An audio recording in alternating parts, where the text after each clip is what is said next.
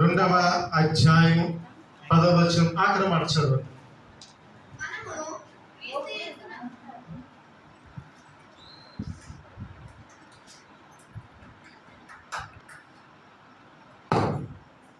ఎఫెసీయుల రాసిన పత్రిక 2వ అధ్యాయం ఆఖరి వచనం. మనము క్రీస్తు యేసునందు సృష్టింపబడిన వారమై ఆయన చేసిన పని అయి ఉన్నాము. మరి దేవుని వాక్యము ఇటు రీతిగా సెలవిస్తుంది, మనము క్రీస్తు యేసునందు సృష్టించబడిన వారమై ఆయన చేసిన పని అయి ఉన్నాం. మరి మా నాన్నగారు ఈ రోజున ఇటు రీతిగా పుట్టినరోజు జరుపుకుంటారంటే అది దేవుని కృప. దేవుడు ఎంతగానో మరి ఈ యొక్క సంవత్సరం, గతించిన సంవత్సరం నుంచి ఈ సంవత్సరం వరకు చక్కటి ఆరోగ్యం ఇచ్చి వారి రాకపోకల్లో తోడుగుండి ప్రతి విషయంలో కాపాడుతున్నాడు. ఎందుచేతనంటే ఈ బిడ్డ దేవుని యొక్క స్వహస్తాల చేత సృష్టించబడ్డాడు.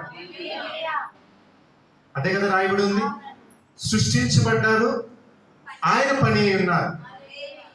మరి మా నాన్నగారు చక్కగా ప్రార్థన చేస్తారు, మీ అందరికీ తెలుసు, చక్కగా పాటలు కూడా పాడతారు ఆయన. మరి దేవుని పనిలో ఉన్న వారిని దేవుడు విడిచిపెట్టడు. 65వ కీర్తన 11వ వచనం, సంవత్సరమును దయాకిరీటముగా ఆయన ధరింపచేస్తున్నాడు. సామెతల 9వ గ్రంథము 11వ వచనం, నీవు జీవించు సంవత్సరములు అధికములగునని నేను వాక్యము సెలవిస్తుంది. యెషయా గ్రంథం 40వ అధ్యాయం 31వ వచనము, యెహోవా కొరకు ఎదురు చూచేవారు నూతన బలము పొందేరు. మరి ఎన్ని వాగ్దానాలు ఇచ్చాడు. ఎందుకు ఇచ్చాడు దేవుడు? నీ పిల్లల పిల్లలను నీవు చూచేదరు. ఈరోజు ఇంకో విషయం ఏంటంటే, మా నాన్నగారు పుట్టినరోజు మటుకు మాత్రమే కాదు, మా చెల్లి పుట్టినరోజు కూడా. వాళ్ళిద్దరిది ఒకే రోజున, తండ్రి కూతురుది ఇద్దరిది కూడా ఒకే రోజు మరి పుట్టినరోజు. అటు రీతిగా మరి దేవుడు కృప చూపించాడు. ఆగస్టు నెల వస్తే లైన్గా మా వాళ్ళందరూ పుట్టినరోజు.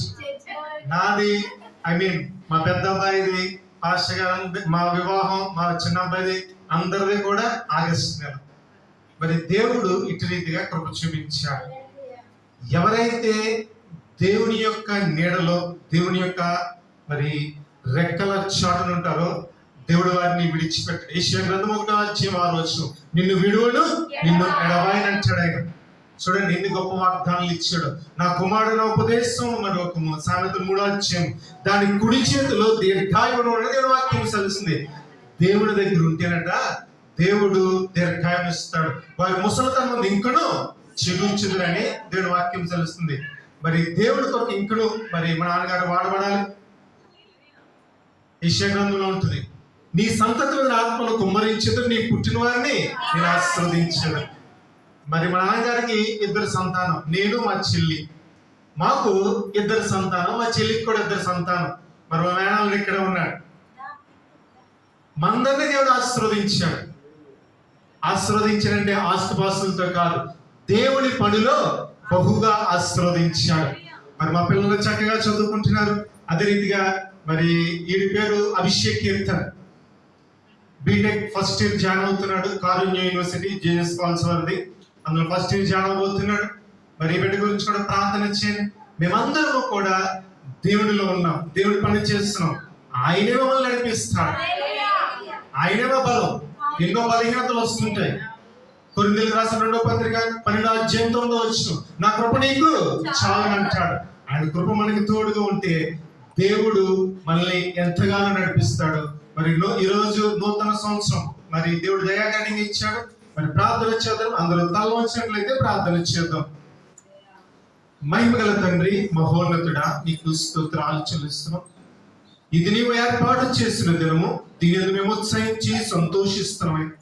మా నాన్నగారికి అయాప్రభుని నూతన సంవత్సరంలో దయాకిరీటం ఇచ్చు. జాడలు అయాప్రభుని సారము వెదజల్లుతున్నాయని వాక్యం సెలవిస్తున్న ప్రభుత్వం. యా ప్రభుత్వం, నీకు పుట్టిన వారిని ఆశీర్వదిస్తున్న ప్రభుత్వం, నీ పిల్లల పిల్లలు ఉంచిన వాగ్దానం ప్రభుత్వం, మా నాన్నగారి జీవులు నెరవేర్చుకుని నీకు స్తోత్రములు. నువ్వు ఇచ్చిన చక్కని ఆరోగ్యం బట్టి నీకు స్తోత్రం.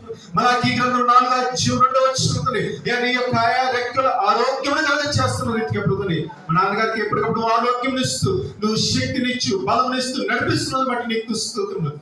నీకు నువ్వు చిగుర్చాలయా ప్రభుత్వం. ముసలితనం ముందు లేకపోతే కీర్తనకారుడు సెలవుగా వారు ఇంకా నువ్వు చిగుర్చుదని వాక్యం సెలవుస్తుంది ప్రభుత్వం. నీ కొరకు ప్రభుత్వం వారు చక్కగా వాడబడాలి.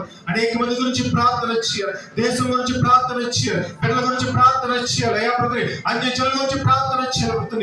నీ కొరకు ప్రభుత్వం ఒక సాధనగా వాడబడాలి ప్రభుత్వం. అట్లా బిడ్డను వాడుకోమని అడుగుతున్నదని ఇంతవరకు నువ్వు కాపాడు ఈ విలేచను మా దేవుడు యా ప్రభుత్వని. ఇక ముందు కూడా నువ్వు సహాయం నుంచి అడుగుతున్నాం యా ప్రభుత్వని. ఆ బిడ్డ హస్తం నుంచి అడుగుతున్నాం ప్రభుత్వని. ఆ బిడ్డ చుట్టూ కంచెను అడుగుతున్నాం. ఇటువంటి సాతాను శక్తులు, చీకటి శక్తులు, దురాత్మ శక్తులు, అంధకార శక్తులు, లోక శక్తులు పరిచయం ప్రభుత్వని నీ కాపుదల నుంచి నడిపించి అడుగుతున్నాం ఎత్తని. యా ప్రభుత్వని మేమైతే ఎటువంటి బహుమానం ఇవ్వలేమా యా ప్రభుత్వని. యా ప్రభుత్వని ఈ బిడ్డ కొరకు యా ప్రభుత్వని నువ్వు దాచించి ఇచ్చి అడుగుతున్నావు. యథార్థవంతులకి ప్రభుత్వని యా తేజస్సు వర్తులుతున్నావు ప్రభుత్వని. యథార్థంగా ప్రవర్తించే వారికి ఏ మేలు చేయకమన్న ప్రభుత్వని మేలుతో ప్రభుత్వని బిడ్డ హృదయాన్ని నింపమని అడుగుతున్నావు. కేక్ కటింగ్ కార్యక్రమం మాకు తోడుగా నడిపించు.